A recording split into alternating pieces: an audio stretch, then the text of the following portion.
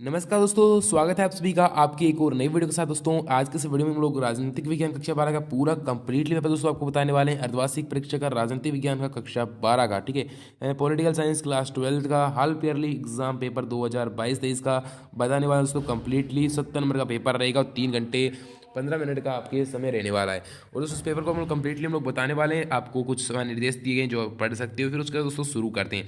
दोस्तों इसकी पीडीएफ आपको अपने टेलीग्राम चैनल पर मिल जाएगी। साथ में दोस्तों व्हाट्सएप ग्रुप भी बना रखा है जिसकी लिंक आपको नीचे डिस्क्रिप्शन बॉक्स में दी गई है, वहाँ पर भी आपको मिल जाएगी। पर दोस्तों एक बात जो ध्यान रखने बात है वो है, ध्यान रखने की जो दोस्तों जरूरी बात है वो है इंस्टाग्राम। दोस्तों इंस्टाग्राम पर अगर आप मुझे फॉलो करना चाहते हो तो इसकी लिंक आपको नीचे डिस्क्रिप्शन बॉक्स में मिल गई है दोस्तों, वहाँ पर आप मुझे मैसेज कर सकते हो और वहाँ पर मैं आपको रिप्लाई जरूर दूंगा। दोस्तों व्हाट्सएप पर आप मैसेज करते हो तो कोई कंफर्म नहीं हुई आप रिप्लाई दूंगा, फिर नहीं दोस्तों इंस्टाग्राम पर आपको रिप्लाई जरूर दे देगा। अगर इंस्टाग्राम पर मुझे मैसेज करना चाहते हो या फिर आपको किसी विषय का पेपर चाहिए, आपको किसी भी क्लास का अगर पेपर नहीं मिल रहा है दोस्तों, मुझे इंस्टाग्राम पर मैसेज करें, मैं आपको फिर वहाँ पर फॉलो करें दोस्तों ये आपके लिए कुछ इंपॉर्टेंट बात थी। अब दोस्तों शुरू करते हैं आज का इस वीडियो को। दोस्तों इसमें इंपॉर्टेंट पर्सन है और हर जिले में दोस्तों यही पर्सन आपके देखने को मिलेंगे। आप लोग देख सकते हो इंपॉर्टेंट पर्सन पत्र है, ठीक है।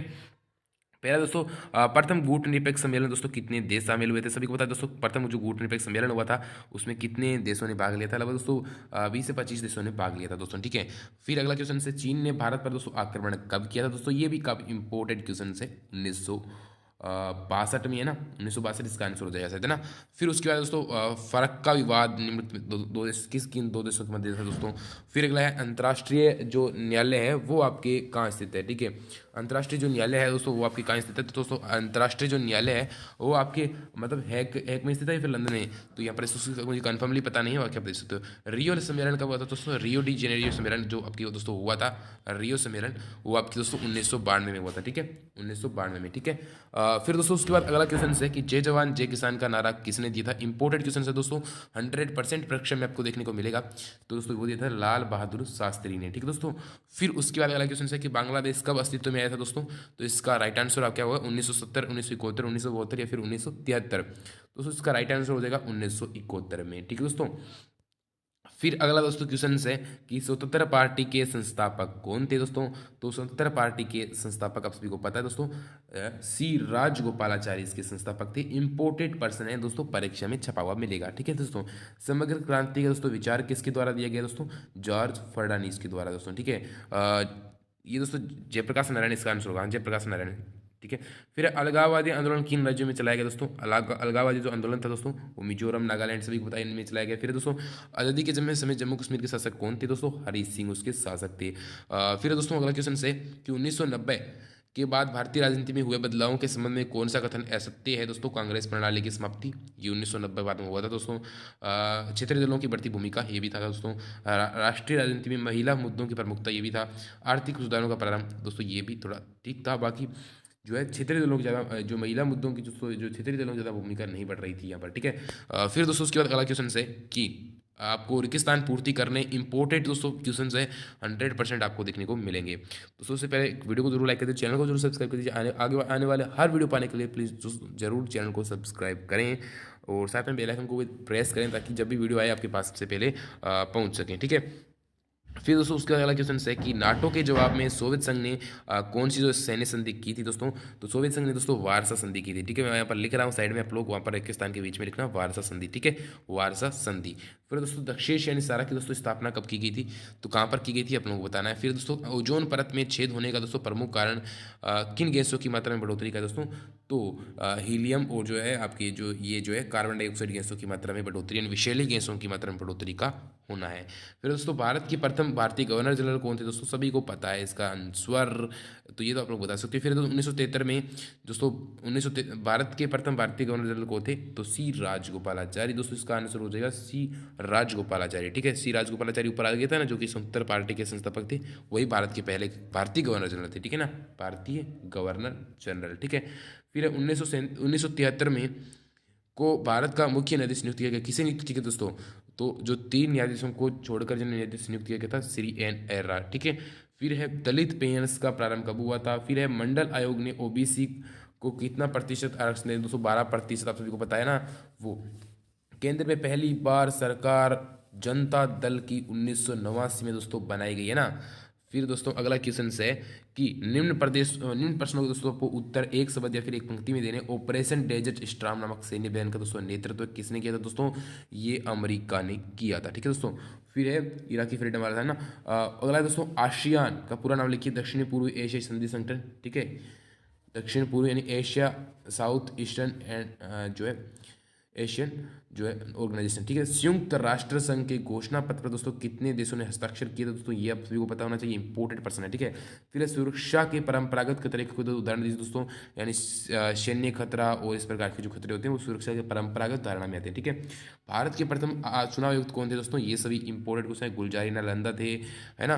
फिर है दोस्तों अगला क्वेश्चन से कि भारत में चुनाव आयोग की दोस्तों स्थापना कब हुई थी? दोस्तों ये चुनाव आयोग की स्थापना 1950 में ही हो गई थी। ठीक है, फिर प्रेस सेंसरशिप से क्या अभिप्राय है दोस्तों? ये क्या हुआ था जब भारत में 1975 में आपातकाल लागू हुआ था? उस समय हुआ क्या था कि इंदिरा गांधी ने जब आपातकाल लागू किया था उस समय किसी भी, ध्यान से सुना, किसी भी अखबार को किसी भी खबर छापने से पहले जो सरकार की अनुमति लेनी पड़ती थी। इसे प्रेस सेंसरशिप कहा गया, यानी मीडिया की भी आज़ादी नहीं थी, उसे प्रेस सेंसरशिप कहा जाता है। ठीक है, फिर गुट निरपेक्ष आंदोलन के दोस्तों संस्थापक सदस्यों के नाम बताइए आप लोगों को।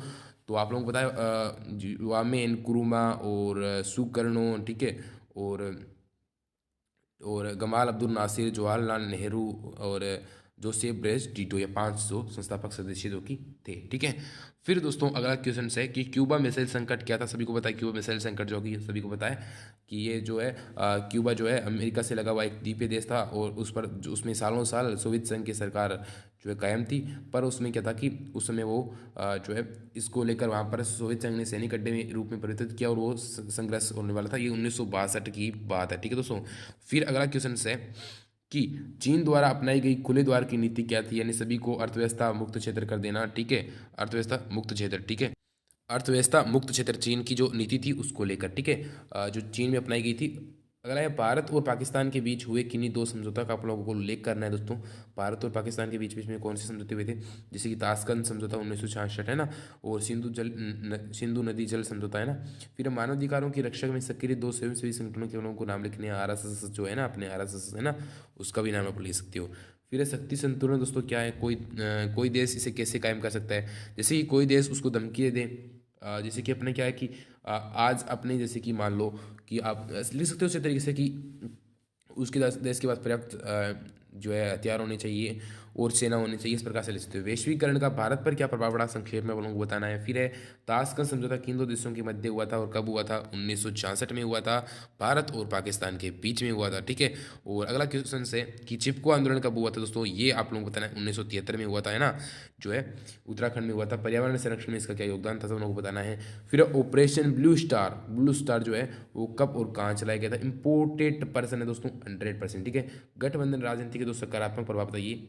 ठीक है, ये आप लोग एक पार्टी के प्रभुत्व को जो है खतरे उससे निपटा जा सकता है। ठीक है दोस्तों, फिर अपना अगला क्वेश्चन है कि शीत युद्ध के दौरान महाशक्तियों ने छोटे देशों को अपने साथ क्यों रखना चाहती थी? ये आप लोगों को बताना है कि क्यों रख रही थी। क्योंकि उसको वहाँ पर जो है सैनिक अड्डे मिल रहे थे और जो संसाधन मिल रहे थे, भू क्षेत्र मिल रहे थे, सैनिक ठिकाने मिल रहे थे। अमेरिका के वर्चस्व से निपटने के विभिन्न उपायों का आप लोगों को उल्लेख करना है। ठीक है, अमेरिका से निपटने के क्या क्या उपाय है कि नाटो एक तो भूमिका निभा रहा है, संयुक्त राष्ट्र संघ है, और एक जो आपके EU यानी यूरोपीय संघ जो है वो भी एक भूमिका निभा रहा है। ठीक है, ये सभी आप लोगों को बताने हैं। ठीक है, भारत की आज़ादी के समय राष्ट्र निर्माण में सबसे बड़ी 3 बाधाओं का वर्णन कीजिए। कौन कौन सी थी? एक तो थी लोकतंत्र स्थापित करना, एकता स्थापित करना, और एक और थी आपके कि जो है ये और जो है नियोजित विकास करना, तेजी से आर्थिक संरचनात्मक बदलाव करना। फिर 1960 के दशक में कांग्रेस पार्टी के संदर्भ में सिंडिकेट का क्या अर्थ था? सिंडिकेट ने कांग्रेस पार्टी में क्या भूमिका निभाई दोस्तों?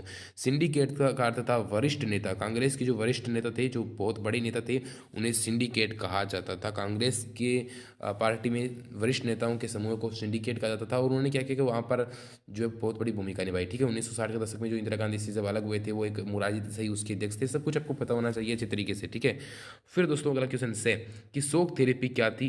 क्या साम्यवाद से पूंजीवाद की तरफ संक्रमण का यह ये सबसे बेहतर तरीका था, विस्तार पूर्वक वर्णन करो। दोस्तों बेहतर तरीका नहीं था, आपको बताना है, बेहतर तरीका तो नहीं था। बाकी ये शोक थेरेपी के आघात पहुंचाकर, देखो अगर आप इतना भी लिखोगे तो आपको 3 में पक्का मिलेंगे। शोक थेरेपी का अर्थ है आघात पहुंचाकर उपचार करना या फिर चोट पहुंचाकर उपचार करना, ठीक है, ध्यान से सुनो, चोट पहुंचाकर उपचार करना लिखना। शोक थेरेपी का अर्थ है चोट पहुंचाकर उपचार करना, और साम्यवाद से पूंजीवाद की तरफ संक्रमण का सबसे बेहतर तरीका था। सोवियत संघ का विघटन क्यों हुआ था, विस्तार पूर्वक वर्णन कीजिए, आप लोगों को वर्णन करना है। फिर दूसरी पंचवर्षीय योजना के दौरान औद्योगिक विकास बनाम कृषि विकास का विवाद चला था, उस विवाद में क्या क्या तर्क दिए गए थे आप लोगों को बताना है, ठीक है। इंपोर्टेड पर्सन है, 100% इस परीक्षा में आना चाहिए, ठीक है। हरित क्रांति के सकारात्मक और नकारात्मक परिणामों का वर्णन कीजिए। क्या क्या सकारात्मक प्रभाव पड़े थे, क्या क्या नकारात्मक प्रभाव पड़े थे। सकारात्मक प्रभाव ये थे कि पंजाब, उत्तर प्रदेश और जो हरियाणा के क्षेत्र है वो बहुत ज़्यादा अमीर हो गए थे, और बाकी क्षेत्रों पर जो है नकारात्मक प्रभाव पड़े थे। दोस्तों इंपोर्टेड प्रश्न पत्र है, और इसमें से 100% दोस्तों आपकी परीक्षा में प्रश्न आएंगे। मैंने आपको कंप्लीटली बताया दोस्तों, और इसके लिए आप मेरे चैनल को जरूर सब्सक्राइब करें, और आगे आने वाले हर वीडियो को पाने के लिए चैनल को जरूर सब्सक्राइब करें। यहाँ पर हर अपडेट आपको सबसे पहले पहुँच जाती है दोस्तों। और बहुत अच्छा पेपर था, इसके लिए आप इंस्टाग्राम पर मुझे फॉलो कर सकते हैं। अगर मुझे मैसेज करना चाहते हैं तो इंस्टाग्राम पर मुझे फॉलो करें। और दोस्तों बाकी मिलते हैं अगले नए वीडियो में, तब तक दोस्तों जय हिंद, जय भारत।